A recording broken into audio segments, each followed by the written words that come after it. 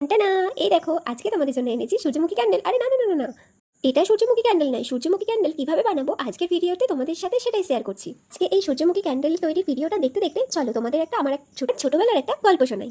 ছোটবেলায় আমি যখন স্কুলে যেতাম তখন ক্লাসের পরে ব্রেক টাইমে মানে টিফিন টাইমে মা যে টিফিনটা আমাকে করে দিত সেই টিফিনটা তো আমি খেতামই না। কেন জানো?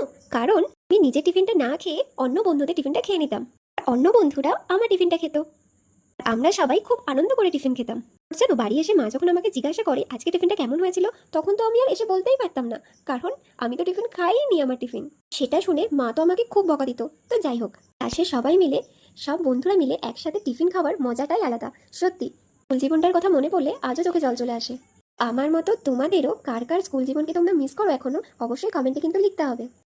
তো আজকের এই ক্যান্ডেলটা তোমাদের কেমন লাগলো অবশ্যই কিন্তু জানাবে, ভুলবে না কিন্তু। আর হ্যাঁ, আমি যেটা বলে থাকি, লাইক কমেন্ট শেয়ার করতে ভুলবে না কিন্তু। আর হ্যাঁ, সাবস্ক্রাইব করতে কিন্তু ভুলবে না। আজকের মতো টাটা।